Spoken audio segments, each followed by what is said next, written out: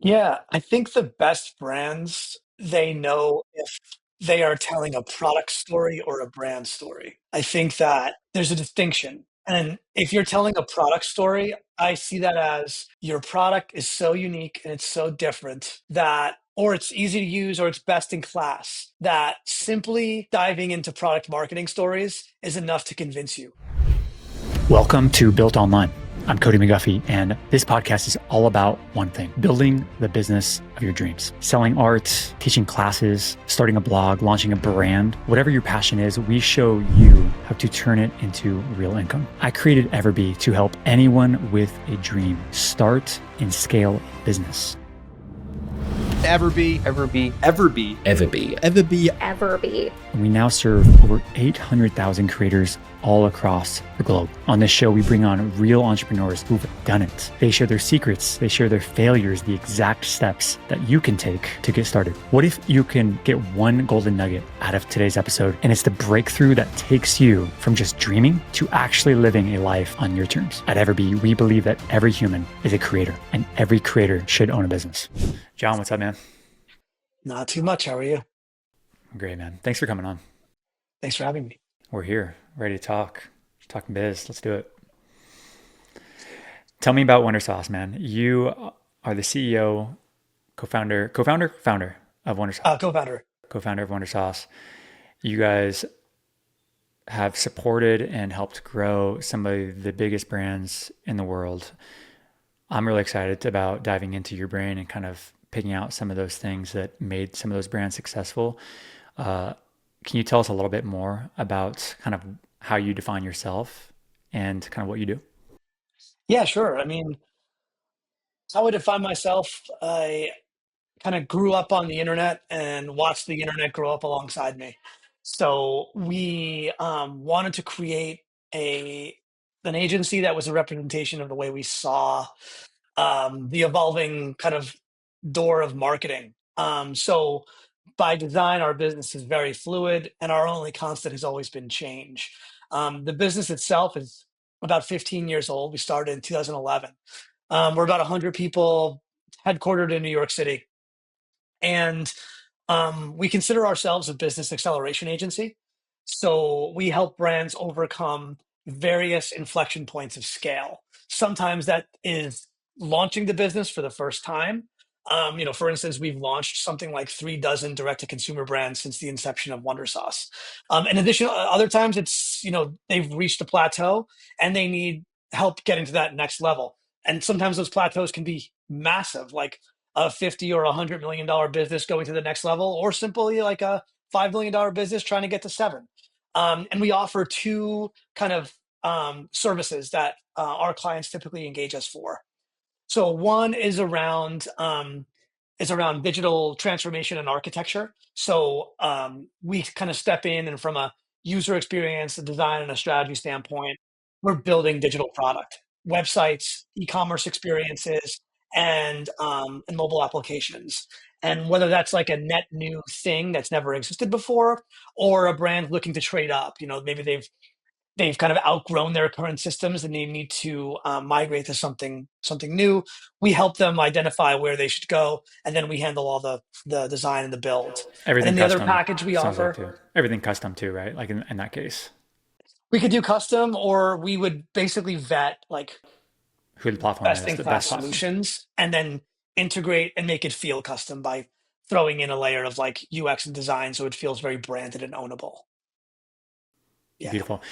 Can you share with us what are some of I guess some of the brands that you're most proud of kind of have in your portfolio, or maybe not even proud, just like some of the ones that we might know who they are, just to like kind of tie that back to home. Oh yeah. I mean, over the years we've worked with God, so many different types of businesses. A lot of work in the direct to consumer world. I mean, back 10 years ago, we worked with brands like Bombas, Bowl and Branch, Lively, Corpus. So a ton of brands in that space. Um, Golf.com, they're a client. We do a lot of work in the automotive space. We just won a bunch of awards for one of our clients, the Dairy Farmers of America, really literally like marketing and selling things like milk and cheese and stuff like that. So we're all over the map. Brookfield in the real estate world, we do two of their big properties in New York City, which are located in the financial district, and one's in Midtown. We're driving physical traffic into these large spaces in New York. So we're really all over the place, and it's what has kept things fun. Has been not being tied to one industry or sector, and being able to learn a lot across the crowded landscape, I and feel like it's being fairly able to. rare in my experience. Like it's fairly rare to have an agency that is more. Sounds like you guys are kind of broad in the industries, deep in expertise, but like broad in the industries. It seems like whereas like a lot of times we I'll speak with agencies, right, or I have friends that own agencies. They tend to specialize in like one niche, one demographic, and like one skill set. How did you Yeah. find that was like? Did you guys just expand and evolve over time, or did you guys always have that strategy? It's kind of like the way we always saw the marketing space. I don't think we ever really wanted to, like, I was never passionate about advertising and marketing. It wasn't like I went to school for it and it was something that I wanted to do, and I had a really strict point of view about it. For me, I just follow customer behavior. And the world is so connected that I felt like I needed to create a company that had a good understanding of like the build side, the marketing side, and then the acquisition side in terms of like media, content, campaigns, and then like UX and tech. So for me, like those things are all necessary to be like very fluid, and being able to speak across those very easily. And then it's been, a 15-year journey to really mature those offerings, where we've got it down to kind of like two packages, one on the, building side, and one on the marketing creation side. You said that once. You once said this. I think it was on one of your blogs. Your e-commerce site should be treated as a living, breathing product. Yes. Why do you say that? I think that brands have a rough time sometimes relaunching something that they're super proud of and thinking they're finished. And in reality, you're never finished. And your website, your app, your own property can always be better. And if you're a student of what your audience is saying, um, you have got a robust CRM, you're tracking your website analytics well, and you're able to basically always have a list of improvements. So for me, it's this idea that you're constantly iterating and evolving your property, because your customer is always changing, the world's always changing, technology is always evolving. So you're never quite done. And this idea that you need to redo your site every 2 to 3 years, while that is true, you really should look at it as like it's more of a week to week iteration versus a year to year. And the brands that are really doing it well have kind of worked that into their operations and the way they go about their day to day. What are the things I'd be iterating on, for example, like that? Because I'm guilty of this too. When I first started my e-commerce brand 6 years ago, um, I just like set it up and I thought I was like good to go, and like I ran traffic to Yeah. it and it was getting some conversions, and I made some tweaks here and there, but like I didn't really do a whole lot. I kind of just like set it and forget it. Obviously, in hindsight, that's completely wrong way to look at things. But what are some things that people should be paying attention to when it comes to treating their site as like a living, breathing product? Yeah, I mean, it's going to change based on the type of business, and your heat mapping and your analytics will tell the story. But I think like one thing is your merchandising, how you go about pairing products together. If you think about the parallel to, what it's like to shop in a physical store, there's an art to that. The where you place things and how you place it among other products. It's what leads to people buying more stuff when they walk out or when they're about to check out. So always figuring out the best way of merchandising your products. What are going to be like hero products that are going to be like the destination of the shopping experience versus what are bolt-on things. And sometimes those bolt-on things are good kind of bait to get you into the core shopping experience. So that's one thing I always like to kind of think about. And ways you can optimize would be like your e-commerce content, making sure it's super flexible. So you're constantly being able to kind of merchandise in different ways. And you don't have a content library that is so specific that it leaves you little room to kind of evolve and change. Things like your PCP and your PDP, your product category page, your product detail page. Those are some of the hardest working pages on anyone's site, regardless of the product category that you're in, because the majority of traffic is coming from, it's coming from Google, it's coming from Meta, it's coming from social. So it's entering largely through those channels. So you're always going to learn how best to make those pages really succeed. And in many ways, it's introducing landing pages and having a landing page strategy. So those are just a couple of ideas, but you can kind of go off the deep end, filtering, search. Your homepage is a whole can of worms you can open up, but there's a lot. What are some like common things that you see, even amongst us, like the big players, the big brands, or even the small startup guys? That what are some mistakes that they see, like low hanging fruit? You're just like, oh yeah, that needs to be fixed. That needs to be fixed, and you just happen to see it all the time. Do you have anything that comes off the top of your head? Choice paralysis is one. I think there's a fear that the user's not going to like what they see at first glance. So the default by the brand is to kind of like ambush them with a million things, and the user gets overwhelmed and they end up bouncing. You see a high bounce rate or really low engagement on whatever entry point that they're engaging with first. That's something that we see a lot where you're introducing like choice paralysis, and ultimately it's overwhelming the user. So we see that quite a bit, What's an honestly. example of that? Like what maybe one of your brands that you worked with in the past? Because sometimes there's just multiple products, so there has to be lots of choices, right? But I guess can we use an example? Maybe we use like a hair tools brand where it's like, let's call it you guys worked with L'Oreal in the past, right? We have worked with them in the past, yeah. I don't know the products that well, of course, but I know it's a beauty brand. Um, like what's an example of someone not doing that properly, like choice paralysis? Yeah, I mean, not using a specific brand, but if we wanted to talk about a category like Sure. personal care, like you Okay. said, I think a user is on Instagram and they're hit with some sort of skincare routine. It's an ad. They're intrigued by it. They click to learn more, and the ad was a three-step process. And the next click, you'd expect that three-step process to ultimately unfold where you're getting someone who's top of funnel. You have to move them into the mid funnel. So maybe like they've expressed interest and intent. So the next step of that process is mid funnel.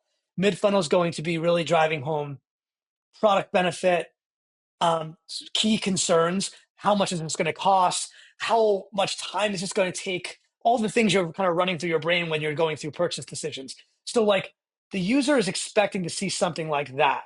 And I would say doing it wrong is they see that product, but then they see four other things that are going to basically reset the shopping process back to the beginning. And they're like, oh, wait, maybe that set wasn't for me. It seems like this brand's offering additional sets. Maybe I want to learn about this one or this one or this one. And it's introducing 4 to 5 new questions that did not need to be introduced. The person has clicked, they've expressed interest. Now you take them one step further down the funnel where the next click is going to be a product detail Product page and detail page. hopefully a conversion. So those are Versus things that dropping them like, off on the homepage, for God forbid, or two, they drop them off on the collections page, just with a whole bunch of options. You're saying rather just go yeah, straight to the bottom PDP. exactly. It could be the collections page where they think it's around what they've expressed interest on in the brand, but because they are not really thinking about their journey from a linear standpoint, they've introduced things unknowingly that are going to cause confusion. And like to your point when you were saying about like specialized agencies who have specialized industries and a service, to me like the user doesn't know where Instagram starts and the website ends, and they shouldn't know that.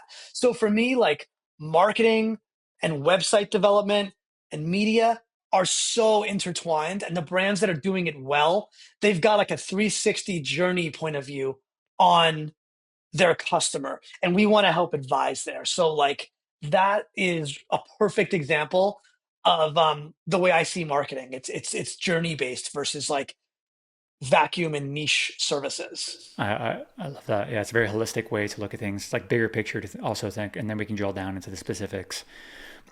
You've worked with some of the most impactful and biggest brands in the world, and you've seen a lot of the things that they do right, a lot of things that they do wrong. You've seen all, like everyone in between, it seems like to me. and also from different industries. Amongst the players that have been the most successful, the top brands, right? We just know they're just like, that's a crushing brand. What makes the best, like, what are the things that the best brands do that the others just don't seem to do? Like, what are some, trying to identify some of the similarities? Yeah, I think the best brands, they know if they are telling a product story or a brand story. I think that there's a distinction. And if you're telling a product story, I see that as your product is so unique and it's so different that, or it's easy to use, or it's best in class, that simply diving into product marketing stories is enough to convince you. Apple, right? You play with an iPhone or an iPad or a MacBook, it's good. It's usually better or best in class. So they can really lean into product stories and how their creators use those products to basically empower their lives, you know? So that's a product story. I would say a brand story is when maybe you're living in a commodity where, you know, you've got a good product. It's not to say you have a bad product, but very a number of companies can say something very similar to what you're saying, and their products can also hold up. And again, you could tell a brand story and still have a really good product, but by simply leaning into product, it's not differentiated enough. So you need to build a brand like a Liquid Death, right? They're selling the biggest commodity in the world, water, but they're doing it incredibly well. They're creating and making their own space by telling stories that are very, very different than what their competitors are saying, and they're almost creating their own market. It's fascinating, and they're doing an incredible job. So I would say like using those two brands that everyone knows about, like Apple, great at product marketing, Liquid Death, amazing at brand marketing. So two different slices. And I would say the best brands in the world, they know where they are on that pendulum and what they need to focus on. Um, Whether it's big brand moment campaigns or super acquisition focused moments, or simply updating their homepage. They know their sweet spot. You don't want to be in the middle where you don't quite really know where you fall, or you have false pretense about like where you think you are. Do brands ever do both really well? Great brand story and also great product story, or you they kind of have, it's binary. It's like they're choosing one or the other. Um, some like the very best are pretty good at everything, Sure. but I'd say they're still picking a lane, right? I'd say like, So they're intentionally picking a lane and they're leaning into the lane. yeah, and the lane doesn't have to be 100%. It could be like Sure. 60, 70%. There's like a swing here, but you kind of want to be conscious of that. So, and I'm not saying it has to be an exact science, and you can't, if Sure. you say our value is our product, then you can't do a massive brand campaign. You can, but a big part of that brand campaign is going to be your product. So, um, to me, like that's always been a really, really interesting thought exercise, especially as an agency when we have to quickly get onboarded to brands all the time. It's one of the first things I'm thinking about is like, okay, what is this? Is this like a product story? Is it a brand story? Sometimes I can figure it out right away because it's very obvious. Other times I have to like, we talk to our client partners and we have discussions around that. Can we talk? I want to hang out on this subject a little bit because, first of all, I think it's a new concept to our listeners. This idea between brand and product story, and I haven't had a lot of conversations around this either. So selfishly, I want to pick your brain. Coca-Cola, are they leaning one way or the other? Which one? Brand, Brand. Why? because there's a lot of competition Okay, so there's a lot of and competition. they they're selling lifestyle, they're selling culture.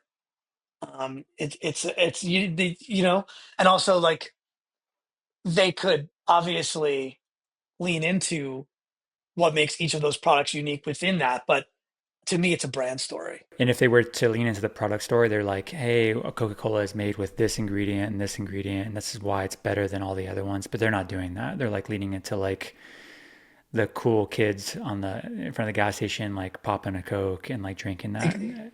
That's the Coke is all about like Coke has a specific, every one of their products has a specific brand story. Not to confuse things. Like, and again, I don't work with Coke. I don't really know, yeah, but you it's could okay. just see it by you could see it by just watching it.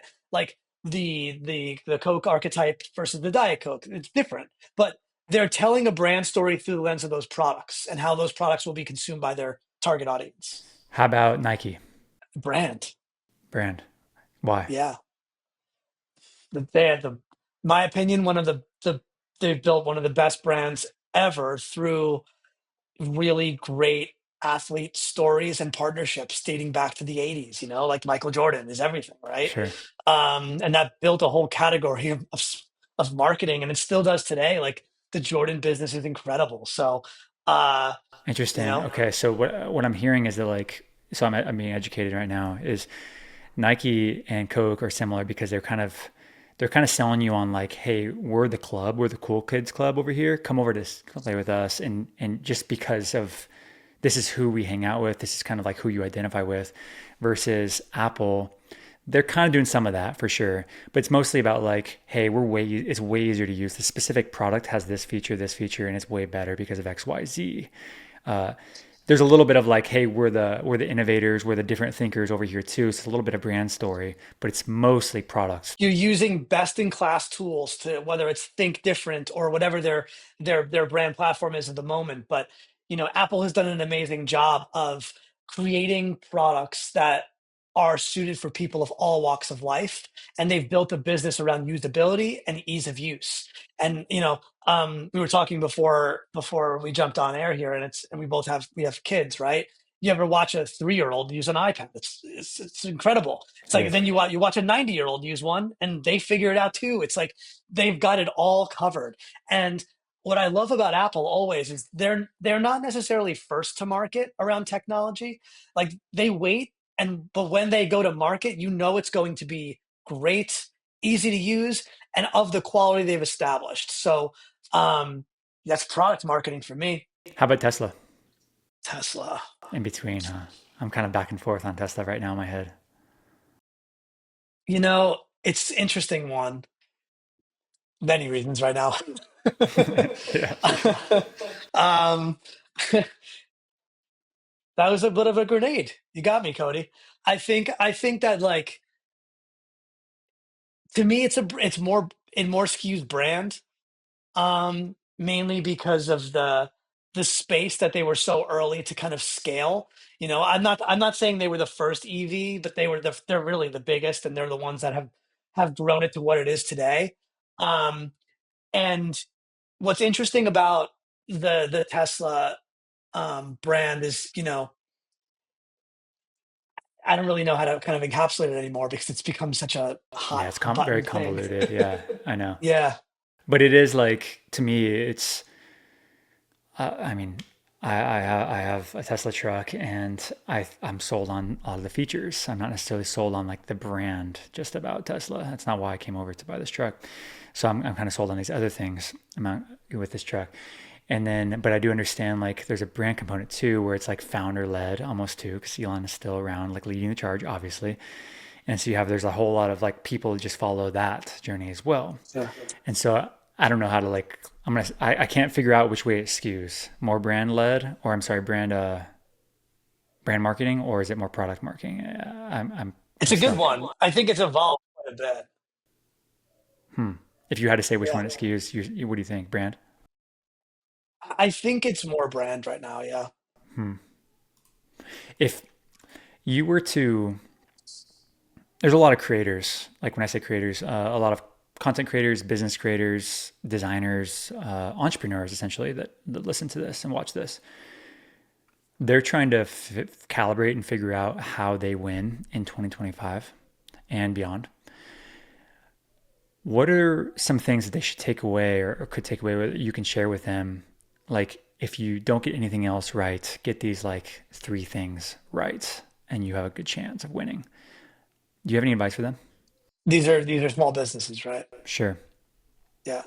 I'd say commit to a marketing strategy that you feel like you can accomplish every single day and do it for a year.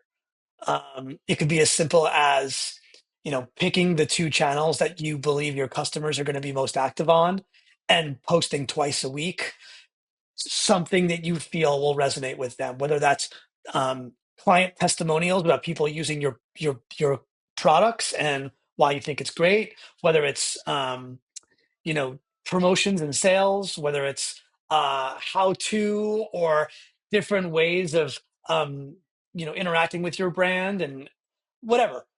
I would say pick a marketing strategy that you can commit to and put yourself out there in a way that feels a little bit uncomfortable at first. For some people, it's going to be posting at all. It's going to be posting something on like LinkedIn for the first time. Ooh, that felt weird. For other individuals, they're going to be a little bit more, comfortable and used to that. Maybe that's going on a podcast. Maybe it's starting a newsletter. But I think like never has it been more accessible and easy to do your own marketing. So whether you're one person, two people, three people, I think that like there's enough out there that you can kind of do your own thing and without the help of outside partners. And you can do it for a year or so and see how it works for you. So I'd say like first and foremost, commit to a simple marketing strategy that you think you can execute on yourself. Um, I'd say the second is figuring out how to work in a feedback loop for your business that doesn't exist currently, whether it's a post purchase survey, whether it's some sort of, I don't know, some sort of like email loop where you can get people to give some honest and transparent feedback, or if you have a customer success arm, figuring out a way to get that incorporated into it. But figuring out how to get feedback that's new to the business that you've never had the year prior and acting on it on a quarterly basis. Basically, keep it on, and then every 2 to 3 months collect it and really go through it and like reflect on it and see what you can kind of extract and work towards fixing maybe problems or leaning into opportunities. And what's a good third one? Let's see. um, I'd say just constantly being a student of your competitive set and asking your customers who you consider to be your competitors, because that's always an interesting one. Like I know like entrepreneurs are super competitive. We all get in our own head around who we think our customer is. But I feel like if you end up asking your customers, like, who else were you considering for this type of work or for this product, you'll get a bunch of answers that you've never expected, and it may actually like upset you. I've never even, So, yeah, yeah, it's true. I've never actually asked you that know, question to, so I'd say do those three things, and you'll learn a lot. interesting. And then, yeah, so what I'm hearing is like the, when you said pick a marketing strategy, you also specifically said pick something you could stick to for like 12 months. You said Yeah, full year. And what you're not saying there is important. You're not saying pick six things and then like try six things this year. Like you said, pick where your people are hanging out, spending their time, and just focus on there and basically break that thing open first. Give it a good yeah, crack. like do what you can do. And I for me, it's like do it for a year and do stuff that you can physically do yourself. Mm. So there's no excuses. It's like starting a workout regimen, right? If you're lazy and you spend 2 to 3 years doing nothing, and then someone basically says, "All right, next year you're going to be fit," but what that takes is 5 days a week. You're going to run 4 to 5 miles, and I want you to do weight training 5 days a week as well. And you don't like running and you don't like weight training. And you went from zero to now but you're asking me to run 5 times a week and lift weights 5 times a week. It's never gonna happen, ever. So like maybe start by saying, you know, let's do 2 to 3 days of basic weight training and we'll show you what that looks like. And I want you walking at least 5 days a week, 10,000 steps. You could do it in your living room if you don't have the time to go outside. But I don't care that. Let's start there. Let's reevaluate in 6 months. If there are things that you could actually do, you have a better chance of succeeding. I found that like when you're too ambitious and you're giving people stuff that they're never going to actually focus on and do, you're not going to change the business. You're not going to actually make any dent into things. And that's a big part of what we do. We want to give our brand partners marketing strategies, e-commerce experiences that they could succeed with and use to get better at marketing to their customers with. Where we always say, like, I want to build a website that you could drive. Like, if you could only drive, like a Nissan Altima, but you'll make it look really good, that's what I'll give you. If I don't want to give you a Ferrari and then you crash in a week and it doesn't work Or and it you're looks so like afraid to crap, drive it that you don't touch it, kind of thing, right? Yeah, yeah. You need to take these tools and make them better. That's the whole thing. Like use simple tools and get really good at using them. I love it. I think it's a good time to move to the rapid fire questions. You ready? Sure. What's your favorite business book? I think Ogilvy on advertising, which is classic. You know, David Ogilvy, the founder of, Ogilvy. of Ogilvy, one of the biggest ad firms of all time. It's kind of his kind of point of view on the space, and it was written in I think the early '60s, and it still holds true What's the title of the today. book? It's written by David Uh, Ogilvy, but David Ogilvy. It's called Ogilvy on advertising. Ogilvy on advertising. Amazing. What's one thing that The next one is Setting the Table by Danny Meyer, who's the founder of like Shake Shack and Union Square Hospitality Group. It's in a master class on how to service clients. It's amazing. setting the table? Those two come to mind. Amazing. What's one thing that you wish that you knew before starting your business? I always say, if I can start another business, I wish I can go back to when I was 27 and didn't know anything because it's easier. So I wish I can go back to not knowing anything about anything because you think so much more purely and you're less risk averse and you don't operationalize every decision in your head and run it through finance, legal, and all this other stuff. So actually, I wish I, to throw it back at you, I wish I didn't know anything at all. Ignorance is bliss. Yes. What's the worst business advice that you've ever received? Overly academic advice that people try and scare you with. You need to know this. You need to go to this school. You need to know how to code. You need 6 years before you can do this. You need 10 years before you can do that. That stuff is all. It's all just scare tactics and deflection, and it's not true. I think that you'll know when you're ready for anything, and if you feel like it's worth the risk and you're comfortable with the downside of failing, then it's not a risk. And if you don't know the downside of your failure, then don't take the risk and figure out what your downside is. I always said, like, the first thing I look for whenever I'm taking a risk or making a business decision is I look for the failure. What does failure look like? And if I could stomach that, it's a good decision because I'm not afraid of that failure. If I don't know what failure looks like, that's horrible. It's horrifying. That's where you really get into trouble. So, as long as you're comfortable with the failure, take the risk. I love that. If your family and your friends and your customers all had to get together without you, and they had to get together in a room, and their task was to write an honest article or blog or book characterizing John's traits, good and bad, what are some of the things they would say? They'd say excitable and passionate about literally anything. Um, Curious and I don't know. I'd say fair. I like to. I think of myself as I think I'm fair. Those are all Doesn't mean I'm positive. easy all the time. Anything negative in there? Sounds like those are all pretty good. I mean, I think that each one of those things you're dealing with a specific personality type, right? Like I think that like my excitement and passion for things could probably um, drive people crazy at times. I think that the idea of being fair means I love watching people grow and I love giving them more and more responsibility, and that can be overwhelming at times. Um, and I like growth stories. So like with that, sometimes things go south and you have to, you know, fix things. So um, I'm sure that there'd be some funny stories about times where I wasn't the best because I'm not perfect and I make mistakes. We're human. Yeah. How would you define a creator?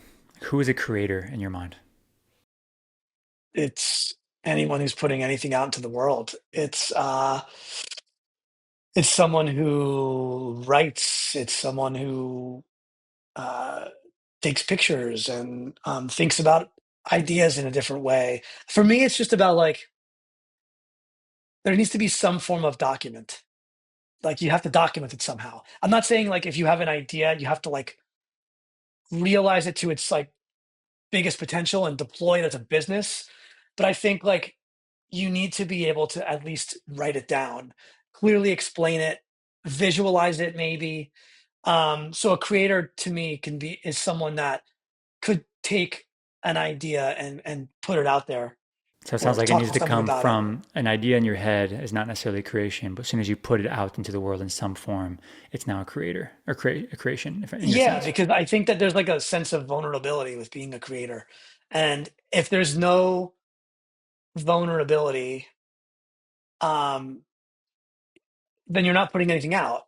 It's just ideas. So for me, like having an idea and being like, I've got something in my brain, give me like 10 minutes, I'm gonna write it down, or I'm gonna like collect my thoughts and then jumping into a meeting or a brainstorm. As simple as it is, you're now articulating an idea to a small group of people. In a way, you're putting yourself out there. So you're kind of you're opening yourself to feedback. So I think that the creation process needs to have two ways. It needs to be like someone being able to react to it. In some ways, it's like you're reacting to my piece of art or my film or my music. In other ways, it's like, what do you think about this email? Is it good to go? What's this? Is this app idea cool? Things like that. Do you think that everyone should be a business owner? I think everyone should do it that isn't interested by the topic. I don't know if it's for everyone. It's definitely for me, and I think that it's an amazing masterclass and business degree that no school can teach you unless you do it. No book can teach you it. No mentor. It's a crash course in so many different things, and it's fulfilling. So I think that if it sounds interesting, you should take the leap, um, especially if you understand the downside. It's good. I like that answer. A lot of times people answer that, not that they're wrong or they're bad for saying it. A lot of times I get the answer is no way, not a chance. It's not, and which I understand where they come from. And usually they follow up with, it's extremely hard. It's extremely challenging. It's like, there's all the downsides to it, which I Yeah, completely, we both agree on all those things, very likely. But what you said is like, it's worth a leap. Typically, it's worth taking a leap. It doesn't mean you have to be successful the first go or the second go or even the fifth go. But I think you said like the master class. It's not just in business either. It's like a master class in who you are as a human. I mean, yeah, like what kind of resiliency do you actually have inside of you? And it's much more than we give ourselves credit for. Like we can take a lot of stuff, a lot of stress, and so I like your answer. I tend to agree with it. If you're remotely interested in it, let's see what business creation looks like for you and exactly. take a leap. Yeah, and if it's not interesting, then no one is saying you have to do And you it. probably won't even hear this because you're not listening to this. Yeah. John, where can people find you, learn more about you, follow along your journey? Yeah, well, you can learn more about my business, Wondersauce, at wondersauce.com. That's WONDERSAUCE.com. And you can find me on LinkedIn. I'm pretty active there, posting 2 or 3 times a week. And drop me a DM if you'd ever like to learn more about, what we offer brands at all sizes. Beautiful. John, thank you so much for coming on, man. I'll have to have you on again in the future. It'd be cool. Yeah, we'd love that. Thank you so much. Cool, man. Talk to you in a bit.